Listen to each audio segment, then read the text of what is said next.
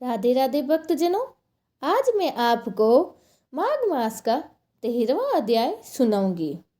विकुंडल कहने लगा कि तुम्हारे वचनों से मेरा चित्त अति प्रसन्न हुआ है, क्योंकि सज्जनों के वचन सदैव गंगा जल के सदस्य पापों का नाश करने वाला होता है।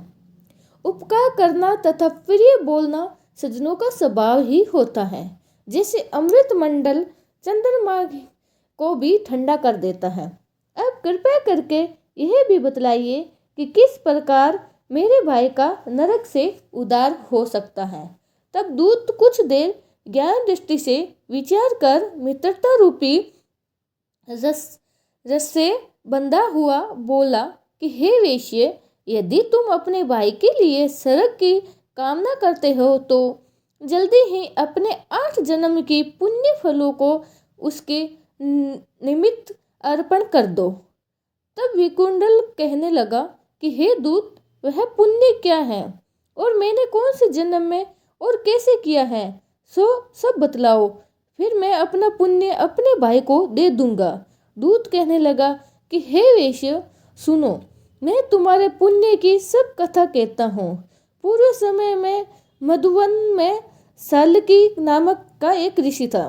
वह बड़ा ही तेजस्वी, ब्राह्मण के समान तेज वाला, नवग्रह की तरह उसकी स्त्री रेवती के 9 पुत्र थे, जिनके नाम ध्रुवे, शशि, बुध, तारा, ज्योतिमान थे। इन पांचों के गर्भावस्था धारण किया तथा निर्मोह, जितेंद्रिय, ध्याननिष्ठ और गुणातंग यह चारों संन्यास ग्रहण कर वन में रहने लगे। यह शिखा सूत्र से रहित पत्थर और सोने को सामान समझते थे। जो कोई अच्छा या बुरा उनको अन्न देता वही खा लेते थे, और कोई कैसे ही कपड़ा दे देता था उसको पहन लेते। सदैव ब्रह्मा के ही ध्यान में लगे रहते थे। इन चारों ने व्रत, शीत, निद्रा और आहार सबको जीत लिया था। बस चर अचर को विष्णु रूप समझते हुए मौन धारण करके संसार में विचरते थे। ये चारों महात्मा तुम्हारे घर आए जब तुमने मध्याह्न के ना समय भूखे प्यासे इनको आंगन में देखा, तो तुमने गदगद कंठों से आंखों में आंसू भरकर इनको नमस्कार करने से इनका बड़ा आदर सत्कार किया। इनके चरणों को धोकर बड़े प्रेम से इनसे कहने लगा कि आज मेरे अहोभाग्य हैं, आज मेरा जन्म सफल हुआ, मुझे पर भगवान प्रसन्न हुआ है। मैं सनातन हूँ। मेरे माता पिता, पत्नी, पुत्र, गो आदि सभी धन्य हो गए, जो आज मैंने हरि के श्रद्धा के आपके दर्शन किए हैं। सो हे वेश्य, इस प्रकार तुमने श्रद्धा से उनका पूजन किया है और चरण धोकर जल को मस्तक से लगाया है। फिर विधि पूर्वक इनका पूजन करके तुमने इन सन्यासियों को भोजन कराया है। इन सन्यासियों के भोजन करते ही रात को तुम्हारे घर में विश्राम किया और ब्रह्मा के ध्यान में लीन हो गए।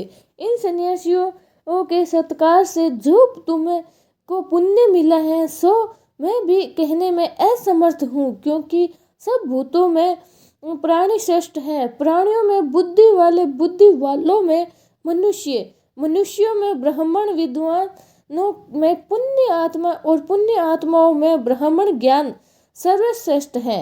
ऐसी ही संगति से बड़े बड़े पाप नष्ट हो जाते हैं। यह पुण्य तुमने अपने पहले 8वें जन्म में ही किया था।